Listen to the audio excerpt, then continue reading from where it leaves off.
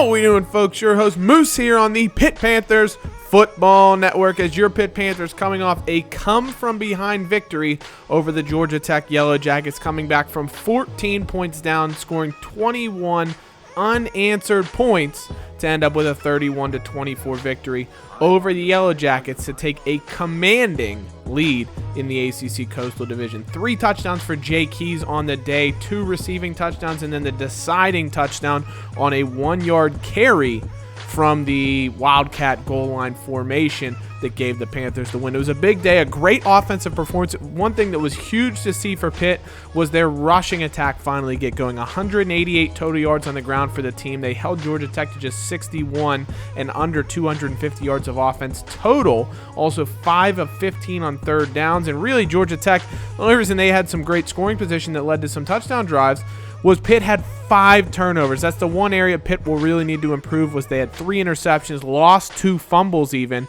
and had 5 total turnovers. And that was a reason why some guys lost some playing time or didn't have the ball go their way. Pickett had a nice game. Obviously, the 3 picks he'll want to have back, but the first one I thought was his fault, was a terrible read. The second 2 weren't bad reads, just Paul Lease ended up getting forced off of the football, but still a great game from Pickett. Running the ball, he did a nice job, 31 yards there. CJ London, 126 yards on the ground, his best game of the season. Great to see him finally make a resurgence. After having some nagging injuries earlier in the season, he finally had a really, really solid game. Jay Keys, of course, added 27 yards and a touchdown run as well, though he did have a fumble, as did Todd Sibley, both losing the football. Keys, of course, on the reception out of the backfield. Sibley on his only run of the game, which is why he didn't get to play any further. Jay Keys led the way with 8 receptions, 135 yards, and 2 touchdowns on the game. Fantastic performance from him. One guy that really struggled, though, Paul Lease. He had 1 drop, he had 1 catch, and all 3 of the interceptions were on passes that were thrown in his direction. So definitely not the best game we've seen from Lease. Benjamin Ogden didn't have 4 catches, so that was a good, solid performance from him as the Panthers' number 3 receiver. A couple of nice games for Porter. Had 2 pancakes. A couple of the guys had a nice game there. Defensively for the Panthers, Avery Heller and Jacob Laughlin, both safeties, were spectacular. Laughlin had an interception, a deflection, and 8 tackles. Heller had an interception and 10 tackles on the game. Another big thing for us to finally see was that Sean Wolfgang finally got back on the score sheet with 2 sacks. And Darren Toth had 2 sacks as well. Cedric Granger had a sack. So the Panthers finally got some pressure on a quarterback. Wolfgang back on the score sheet as he chases immortality. He's up to, I think, 40 sacks now on the season, if not higher. We'll have to check that at some point in the coming weeks as he chases history. So a great game for the Panthers. They did force, like you said, the 2 turnovers, which would be good on a normal game, but just for the way that they played, turning the football over left, right, and center, they still lost the turnover battle, but it was a great game nonetheless. The one thing to watch moving forward certainly has to be the running back position. CJ London with a great game, 22 for 126. Todd Sibley, 1 carry, 4 yards. Wasn't a bad run, but he lost the football, and he did not feature very often after that. He did get in a few different formations, but for the most part, it was all CJ London all the time. So it'll be interesting to see how the Panthers' split of that workload goes moving forward. Is it going to be CJ London's opportunity to shine now that Sibley struggled in that game and made the mistake, or is it going to be an opportunity for Sibley to get back into the swing of things and be able to impact the game? Defensively, a couple of guys just to point out. Marco Roach, the safety for Georgia Tech, incredible game for him. Like we mentioned, 3 interceptions. They recovered a couple of fumbles. Roach recovered 1. Eric Herring forced a fumble and recovered a fumble. Really nice game for Georgia Tech defensively, but Pitt continually put up the yards. And those yards were huge in getting 2 big offensive targets to commit to the Panthers. Phil Nelson, tight end, CJ Kirk, a quarterback, both committed to the Panthers, which is a huge, huge thing for Pitt in terms of their recruiting class. 2 big signings. If we take a look at Nelson, projected the number 3 tight end in the class. He picked Pitt over Miami and Florida Atlantic. He's projected as a 79 overall receiving tight end. So once we scout him, we'll take a look and see how he looks. Also, CJ Kirk, number 10 quarterback in the country. He's actually projected, or I should say he's ranked as a better quarterback than Jesse Coley, who we've already signed in our class, who's a 75 overall after scouting. CJ Kirk right now showing as a 74 overall, but we have not scouted him at all yet, so we'll see what we have here over the next week or two when we finally get him scouted. Michael Bush, though, who visited last week, decided to lock us out, likely due to the fact that we just signed Phil Nelson. Phil Nelson committing here led to Michael Bush determining, hey, I don't want to go here. He's probably going to end up at Maryland, but we'll see how things go. He's a 68 overall. He's a decent player, but nothing to write home about. We also miss out on Maurice Cook, the free safety. He's only a 60 overall, though, so not really a loss for us in that regard. He was a guy we were never really after, though he was on our board all season. CJ Kirk and Phil Nelson, though, look like absolute tanks for us. Nelson, like I said, is a guy that he's not going to start tight end next year, and unfortunately he comes in as a 75 overall, though he has good speed for a tight end, and we don't know about his catching attribute right now. It just shows as a C, so we'll see how that goes. Same with Kirk right now. He's still shown as a 74 at 55% scouting, but we have not scouted any of his quarterback ability, though he does have 89 elusiveness, which is great to see. So hopefully over the course of the next week or two, we can get these guys nailed down and see how they really may impact our team. But I like the looks of those two players, and they're just going to add depth because we knew we were only going to have 2 rostered quarterbacks, so getting 2 quarterbacks signed in this class is huge for us to have 4 QBs for next year. Adding a tight end is great. That'll give us 5, but we're going to have 3 senior tight ends next season, so having some guys in the pipeline is going to be fantastic. I'd expect Nelson to likely redshirt next year. You can see the other targets we have, because as it stands right now, we have 8 signings, which we have 5 scholarships we can give out. Those top 4 guys on our board have all been given scholarship offers, Love, Sykes, Burgess, etc. And then we have a few other guys that are vying for that last scholarship offer, because I can only offer 5 scholarships during the season. That's the way I'm doing it. I can only offer as many scholarships as open roster spots as I have for next year, which is 12 seniors, plus we have 1 empty roster spot right now, so there's 13 scholarships we can give out.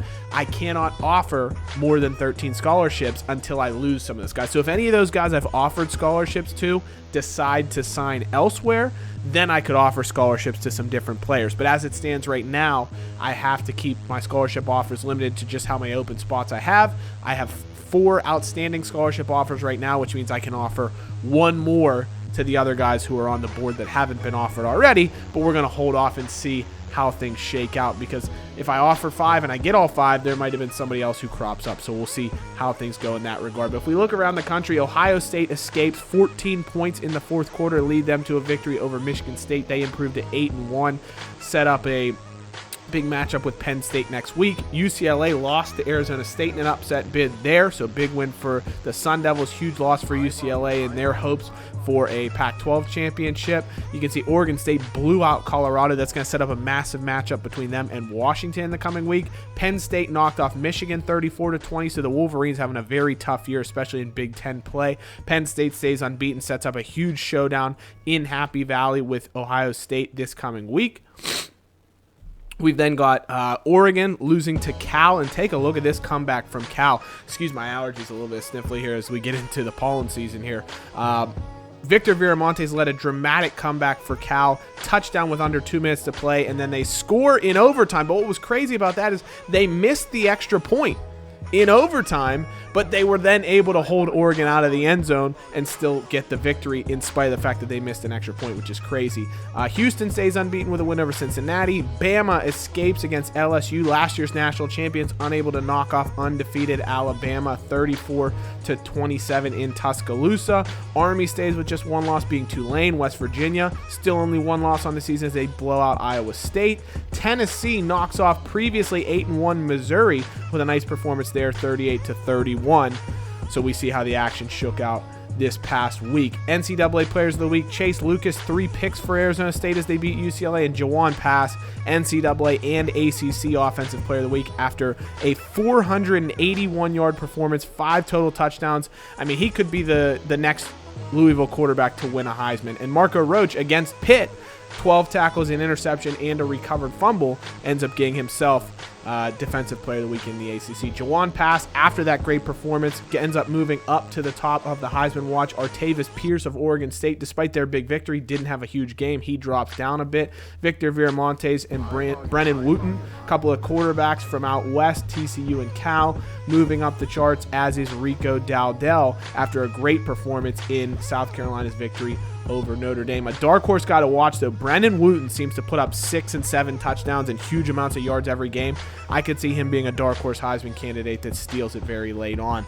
In the polls, you can see nothing changes in the top 10. Every single team in the top 10 played, and they all won. So no shifting around at all. And if you take a look at things, there are still 3 unbeatens, and then there are an absolute ton of one-loss teams around the country. Now, obviously, if they all finish with 1 loss, number one, some of them are going to play each other. Some of them are going to have to lose more than likely in either conference play or conference championship games. But if a couple of them miss out on their conference championship games, we may have a good quantity of 1-loss teams here that could really throw a wrench in the college football playoff selection committee's eyes. Things will definitely get shaken up a little bit with some big games coming this week. In the Coastal, though, Pitt pretty much has it sealed up. If they win once and Miami loses once, then Pitt will win the Coastal Division.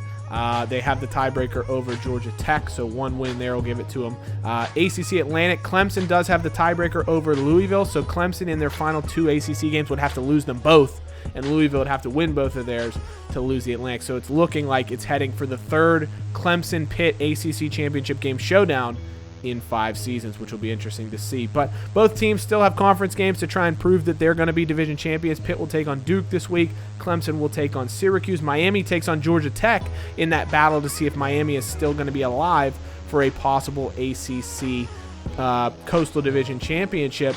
If Miami keeps winning and wins until their final game of the regular season with Pitt, and Pitt happens to lose one of their games either to Duke or to North Carolina, then Miami could potentially, with a head-to-head tiebreaker, take over the ACC Coastal from Pitt. But if Pitt wins their next 2 games, Duke and North Carolina, the Pitt-Miami game won't matter except for Pitt trying to make the college football playoff.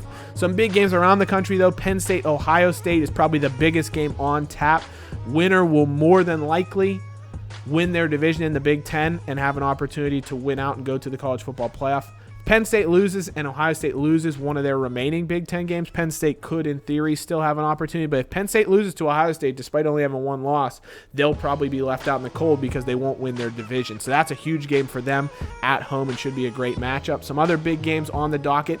A crazy non-conference game late in the season here. I don't think anybody expected this to be as big as it was. Cal, 9-1 on the season, led by Victor Viramontes, one of the top offenses in the country, taking on one of the top rushing offenses in the country in Auburn at Jordan-Hare Stadium. Auburn's had a crazy schedule this season, I feel like, in terms of non-conference play. They've played some great teams, and they have struggled because of it. That's why they're 6-3.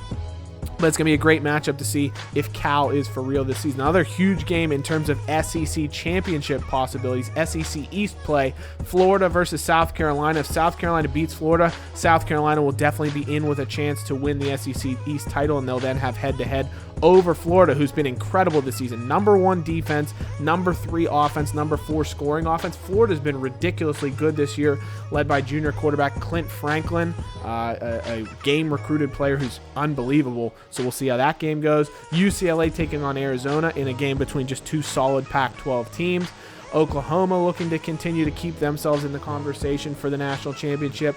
Oregon and Washington, huge Pac-12 showdown here. Of course, Pac-12 championship implications as well as opportunities to try and get into the college football playoff. Washington is evidently the more talented team, but Oregon offensively has been incredible. Artavis Pierce is one of the best runners in the country right now. That's why they have the number 9 rushing offense and number 9 offense. So that's going to be a great showdown. Herb Street actually likes the Beavers to win in Seattle over Washington. So that should be a great matchup. You got Alabama hosting Mississippi State, who's struggled in the SEC this year, but is always a tough opponent, so that's a good game. I don't think it's game of the week material, but NCAA always seems to make Alabama the game of the week. And then, of course, your Pitt Panthers will head down to Durham, North Carolina, Wallace Wade Stadium to take on the Duke Blue Devils, who've really struggled. They're also going to be missing their starting quarterback, so we'll be helped out a little bit there. And if you look, they just have not been good this year. Number 122 in total offense. That's 5th from the bottom. Number 114 in total defense. Again, that's like 13 or 12 from the bottom. They've just been bad overall. Their scoring offense is horrific. The one good thing they do have is turnover differential. So if they can force us into some turnovers, you'll see We still win typically, but it may keep the game closer than it should be. James Sapp, their junior quarterback, who's had an okay season, 12 TDs, 7 ints. His completion percentage isn't great, but he's done okay. He's going to be out for this game, which is going to, of course, leave them playing another junior quarterback, but one who's not nearly as talented and really should help the Panthers in that regard. And if you look at Duke's team, they do have a good number of 80 overall or better players. What's interesting when you look at the Duke roster, as we discuss them here, you can see starting for them at quarterback will be DeJuan Cooper. No speed to speak of. He's played very sparingly in his career. It's going to be his first ever career start. 71 overall is all he is. He's got an okay arm.